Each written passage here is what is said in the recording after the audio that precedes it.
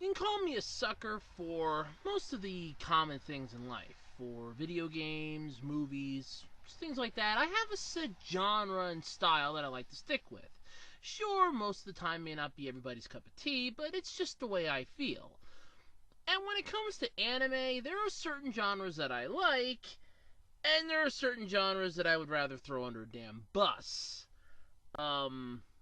Which ones are those? Well, Fruit Baskets comes to mind, as well as a few dozen other ones. Hamtaro. But, nonetheless, the anime that I want to talk about today for the season finale of the anime G.B.U. Yep, that's right. I've picked the perfect one to end the first season on. Because what better way to say this was a kick-ass season than to talk about an anime series that was literally kicking ass? No, seriously, that's like the whole bulk of this thing. Well, that and understanding the human collective and how the mind works and basically a few dozen other things in life. But still, ass whoopings. That's what this anime is all about. When you get down to it, it's brass beat 'em up tactics. God, I love this series. I mean, sure, it ends weird, but still, I love this series. And without any further ado, I'm going to be taking a look at, for the season finale of the first season of the anime G.B.U., Accel World. Today on the anime G.B.U.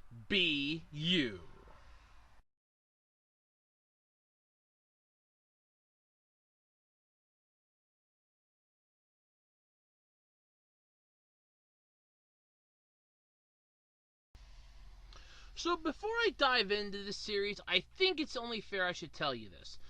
One, yes, this series does technically end without massive resolution. Even with the movie that came out and the couple OVAs that tag along with it, it does not give complete and total closure. I just want to stress that before we go any further into this. I know that's going to be upsetting to a lot of you.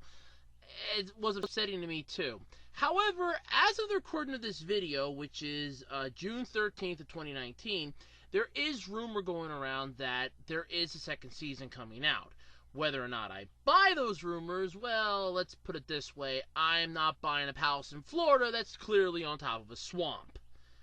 Yeah, that should tell you how I feel about that.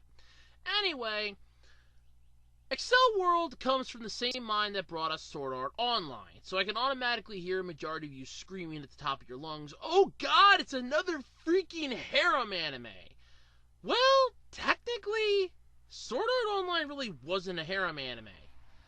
Yeah, we'll get into that when I get around to reviewing it, but still, that's the point I want to make it that. It wasn't technically a harem anime to begin with, and neither is Accel World. Accel World tells the story of Haruyuki, a small, overweight, basically little porkly child who goes to the local junior high school. There he is met with, and I actually have the information up here, 1 second, so I can make sure I get the name right, Kuroyuki Hime. Yes, that's right, his senior. Yes, and she ends up taking a liking to the chubby little bastard. So much so, in fact, that she defends him from the bullies, links with him during lunch. Oh, by the way, I guess I should explain. See, this series takes place in the future, I think 2048, where everybody has a Neuralinker around their neck. Basically, think smartphones and Bluetooth, but the next generation of those. And everybody has to have those on. You can direct link via cable connected to the socket here, and you can link with another person, which is what Kuroyuki Hime does with Haruyuki. Yes, she kind of has a crush on him. Don't ask me why, I have yet to figure that one out. Anyway, she ends up bringing him into a whole new world. And no, that is not time to cue the Aladdin song, as much as I would love to, and as much as I love that song. Disney would beat me over the head with copyright infringement, and I ain't in the mood to deal with the House of Mouse. Basically, Haruyuki is completely good at video games. So good, in fact, that to escape his dreaded, dreary world, he actually logs onto the school's network and plays an online squash game, where he basically kicks ass and has the highest score. His speed is tremendous. This gets her attention, and she instantly wants him to join her in a new game or an app that's secretively going around the world called Brainburst. What the hell is Brainburst, you ask? Well, think of it as an app that once you lose, it's gone for good. But only a select group of people can use it, and from what I've gathered watching this series multiple times, and yes, multiple times, I wanted to make sure I didn't miss anything when I was going through this half a dozen times. Basically, only one person can transfer the file to the other person. It has to be done via the direct link method, and in all honesty, if it fails, they can never try again. So you get one shot. That's it. And Kuriyuki Hime chose Haruyuki because, one, she's had a crush on him, and two, she believes that he can help her out. How? Because she's one of the many Legion bosses in this online world, so to speak. And what does that basically mean? Well, the whole goal of the game is to get to level 10. I mean, player level 10. However, in order to do that, level 9 players, who are the only ones that are able to do it, have to battle other level 9 players. And if one level 9 player loses, all their points, which they have as burst points in the game, are immediately revoked, and Brainburst uninstalls. And that's only losing one match. So almost all the level 9 users decided to form a treaty. However, Black Lotus, who is Kuriyuki Hime, that name is going to be very hard to remember, basically killed the former head of the Red Legion. And that put her on the most wanted list. Yeah. So she's been hiding. And amazingly, she manages to get Haruyuki involved.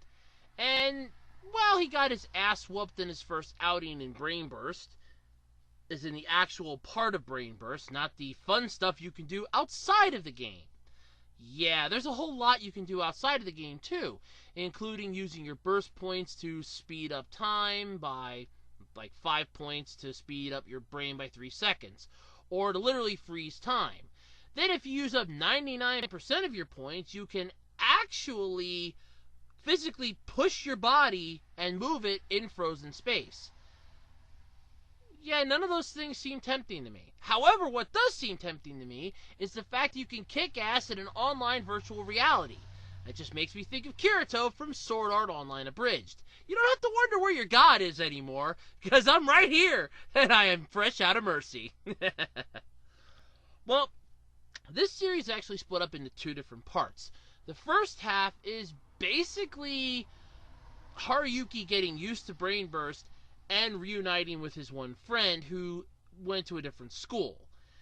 See, him, another childhood friend, and, well, basically those three, used to be classmates and really good friends. However, things got a little complicated, and they eventually split off. Well, his one friend, God, name skips me anyway, but the one friend ends up joining the Blue Legion, and for the life of me, I can't figure out what their goal in life is, but sure, whatever, to each their own, I guess. Basically put, he tries his damnedest to get his friend to come back to reason, especially when everything, well, goes to hell in a handbasket. See, he finds out that his, well, real good love here, Kuriyuki Hime, yeah, she's being targeted because they want her heads. The other legions want her head. Why? Quite easily and quite simply. She killed the Red Legion King. They want her head. Good luck taking it. He ends up finding out that his friend, whose name I'm quickly looking up here because it's... Honestly, there's a lot of confusing characters in this, okay? I mean it. There are a crap ton of them. Let's see here. What the hell is a character list? Thank you.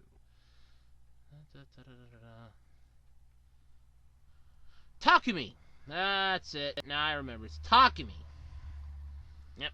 His buddy Takumi and his other friend's boyfriend, basically, is the one that's going to slowly try to kill his, well, mentor. Yeah, Haruyuki's going to defend her. How he does this is simple. Koriyuki Hime decided to save Haruyuki's life by giving up 99% of her burst points to save him from a car that was about to crash into them.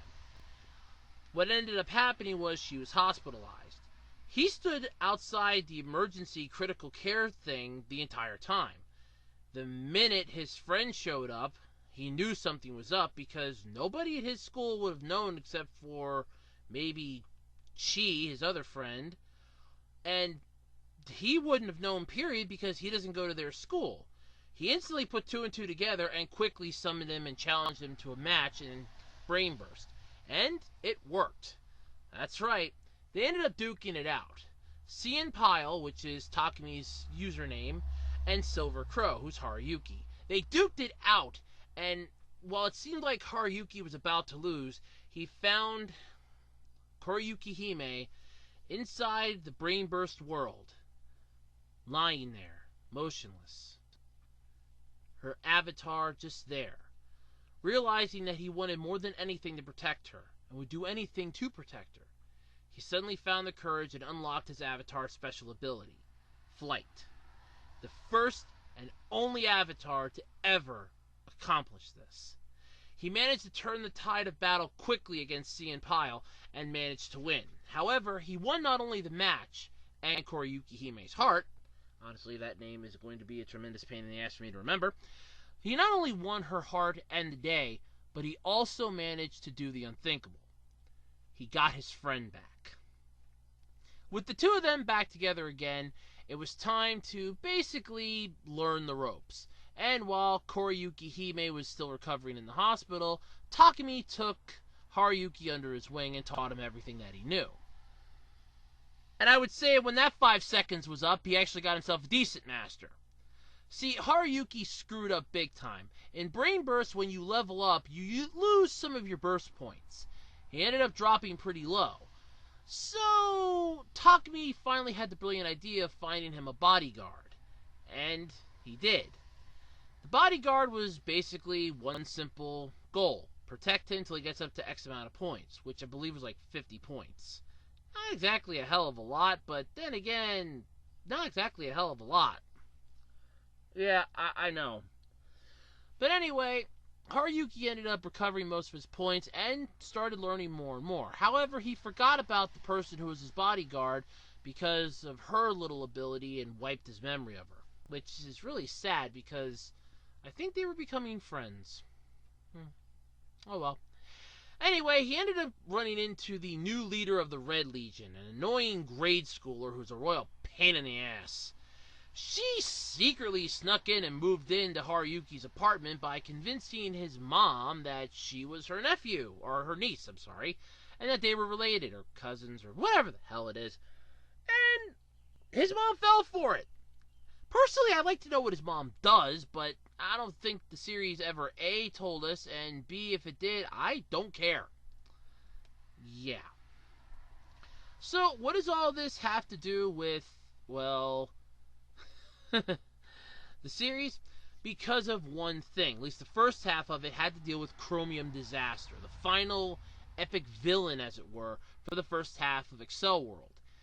Why does this make a difference? Well, apparently it was a member of the Red Legion who wanted power and wanted to do anything they were willing to do in order to get said power so that they could protect the one that they cared about, their friend. However, they ended up becoming corrupt with power, taking down anyone in their way. And honestly, it was a really good send-off for the first half. Haruyuki managed to defeat it and actually gain the trust of the Red Legion's leader, though she's still a pain in the ass, but still, everything's nice. Time to go on to the second half of this shit show. Yes. The second half actually takes place not too long after the first one did. And honestly, does a really decent job, too, of being what an actual anime series like this should be, both for genre and storytelling. What ends up happening is that Haruyuki meets a new kid named Nobu, while at the same time Chiyuri, who was Haruyuki's friend and Takemi's girlfriend, ends up getting Brain Burst installed. Her brilliant idea for it is that, well, you guys are going to want this game. You guys talk about it. I want to be part of this too, god damn it. And she does basically what she's been doing, wanting to support her two friends, which she manages to do.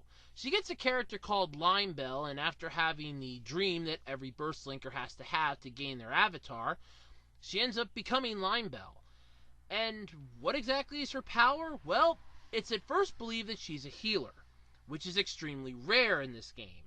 So her presence is kept so much a secret it's not even funny. Meanwhile, Koriyuki Hime is unfortunately headed to Okinawa for a trip, a school-sanctioned one that she has to go on.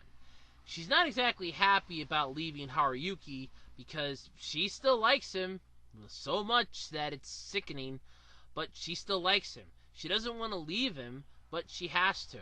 She's worried that he might be lonely, but in the end, it's fine. However, this is where the villainous asshole of this season, and this part of the series, I should say, comes into play. Nobu. And what is Nobu? Well, his character's name is Dusktaker. And, as the name suggests, he takes things. No, seriously. Apparently his backstory is that his brother abused the living shit out of him, and every time he basically joined him in Accel World, in the Brain Burst app, I should say, he basically was forced to harvest points for his selfish brother. Eventually, he managed to figure out a way to get his own points, and built up enough that he was able to level up to match his brother, and then basically butterbeaned his brother, beating the living crap out of him in the field with no limits. A place where you can literally battle until you run out of points and just respawn. Yeah, that's what he did. He beat the crap out of his brother in the virtual game. And once Brain Burst uninstalls itself, once you lose all your points, that's it.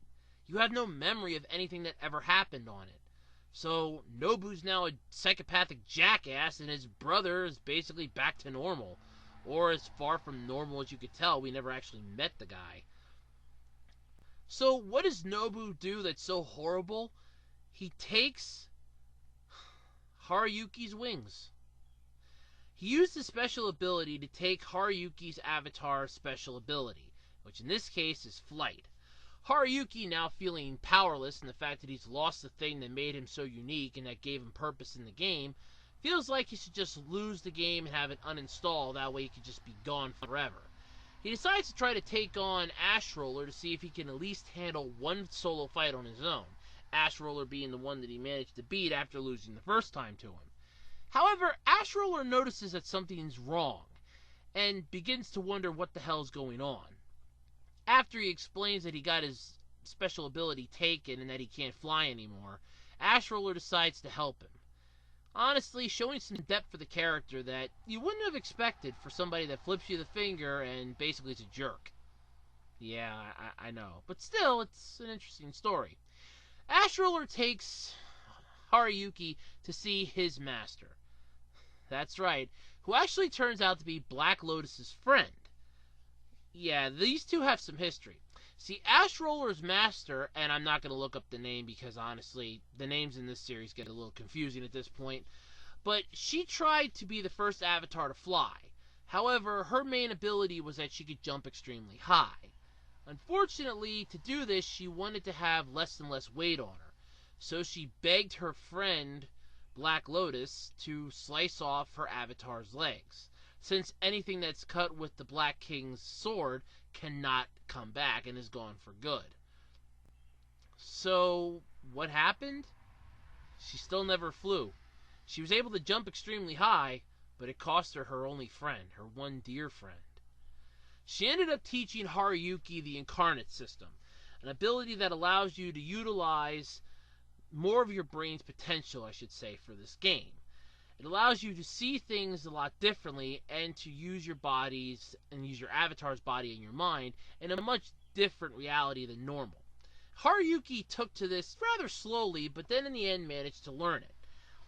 Finding Nobu, who was then taking on Takemi, and attempted to defeat him. However, it didn't exactly go as planned because Chiyuri ended up showing up and healing Nobu.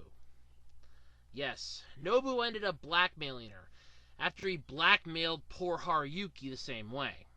How did he manage to blackmail Haruyuki, you ask? Well, he visually screwed with Haruyuki's neurolinker, which has the ability to distinguish signs.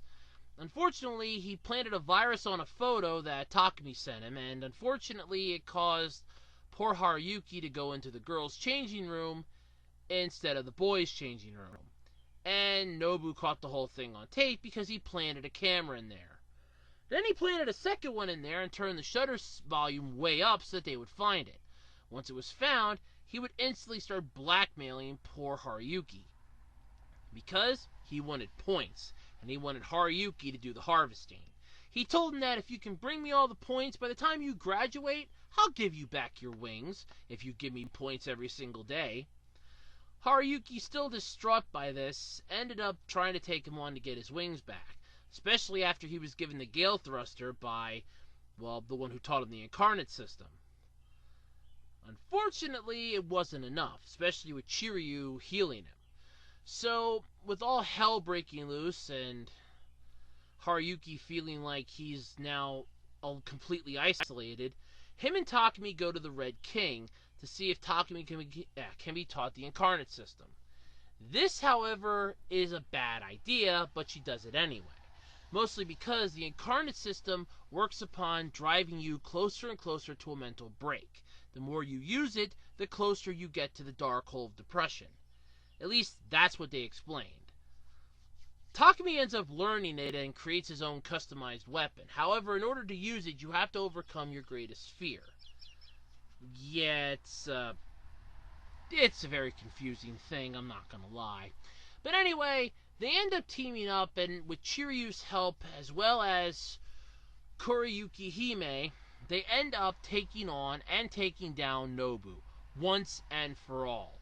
Thus, ending the series on a high note, as Black Lotus and her friend reunite in the real world, and once again rekindle their friendship, as Haruyuki looks to the distance, realizing that the world is going to be more impressive than it already is. And then we got two freaking OVAs, which weren't too bad. One of them being a story about how Haruyuki has to lose weight in order to pass a physical, and another one that was a little weird. Then there was the movie Infinite Burst, which the first half of it, basically the first 40-some minutes, was basically a retelling of the first half of the series, and the rest of the movie is actually original story, which honestly is more confusing than it's worth. Apparently, nobody can use the Brain Burst app. It's trying to basically be destroyed from the inside, and Haruyuki and Kuriyuki Hime end up saving the day. I've watched it 6 or 7 times, and I still can't understand the movie, so that's all the better I can go. Let's dive into the good, the bad, and the ugly, shall we? So what's good about this series? Well, for starters, it has a kick-ass song in the intros. I'm not even going to lie. Both intros are great. The fact that Haruyuki is a protagonist that you would not imagine to be a standard protagonist is extremely well thought out. Most of the time you hear the word protagonist, you're thinking teenager, well-built, or at least thin, average build, something like that. Haruyuki? Hell no! He's kind of like a little pudgy pig. In fact, to me, that's what his outside of Brain Burst avatar is. It's a pig. Literally. He gets picked on and ridiculed by so many people. He gets even more shit when Nobu started throwing the hammer down with the blackmail that the teachers wanted him expelled. Or at least one, I think, wanted him expelled. And some of the students wanted to beat the living shit out of him. In fact, some of them actually did on the rooftop behind a spot where the cameras couldn't see him. Then you have the love story between him and Kuriyuki Hime, which is another driving point in this. The fact that they actually have feelings for each other. He gains feelings for her over time, more so than she's just my, guardian in this game. I do have feelings for her. And she's always had feelings for him, which was shown when he told her off and she bitch slapped him. because she actually felt like he was really hurting her mentally and emotionally. He was hurting her. You even have the sort of love triangle between him, her, and Chiru. It's a good play on the characters. Each one of them brings something to the table, and none of them leave anything that doesn't really feel like it's left undesired and undeserved. Each one has an arc that basically tells their own story, with Chiru's being the finale, and even Nobu's horrible ending. You just want to stand up and go, yes, the little bastard got what's coming to him. Takemi's arc is extremely good as we find out more about his past. Even Koriyuki Hime's is good. Even the small 2-episode filler that found its way into this was good, where while she's on her trip over in Okinawa, she basically helps some of the local residents with a problem in Brain Burst. The arc with the Chromium Disaster was good, as we were introduced to more of the characters, including some of the higher up level 9s from other legions like the Yellow King and some of the others. Honestly, it's not a bad story, and it's really good. But with every good, there's still something that's bad with it. And in this case, it has to be the pacing.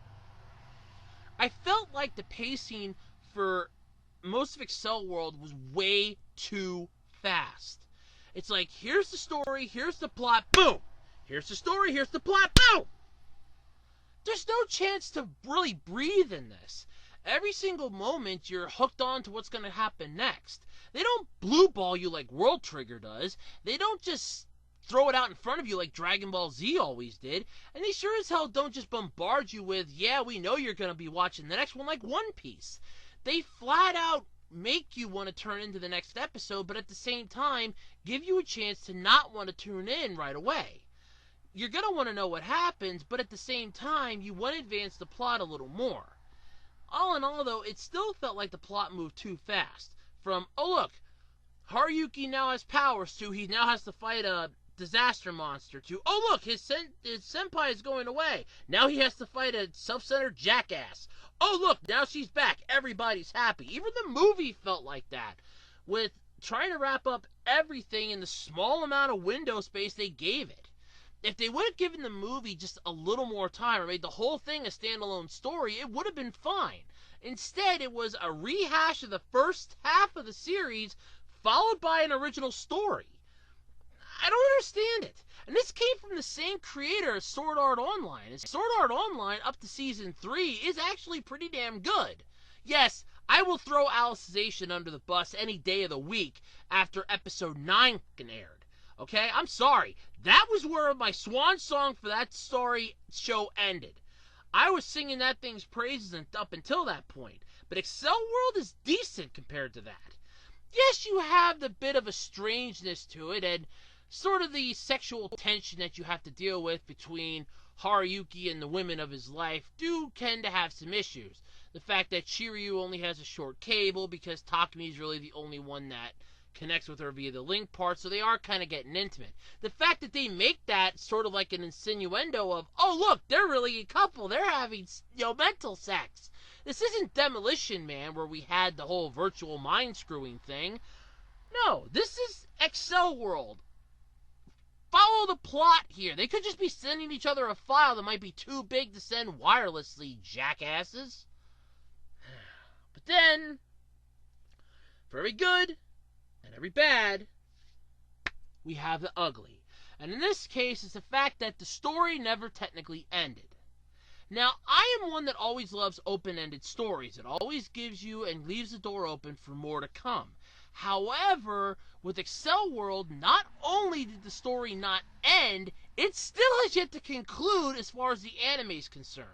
Episode 24 just ends with Haruki looking out into the distance. The OVAs don't exactly give us a conclusion that we want, and the movie just has more questions than answers at this point. We don't really know what happens if you get to level 10. Nobody's hit level 10. And in all honesty, there's still more left into this than what we're getting. I would like to see more of a conclusion than more crappy original stories. At least the Season 2 would be nice, and as I mentioned at the start of this, there is rumor going around that Season 2 is coming out. Now, sure, I would love to see Season 2, But if it's going to be anything at this point in time, like Season 3 of SAO, Kawahara can just keep it.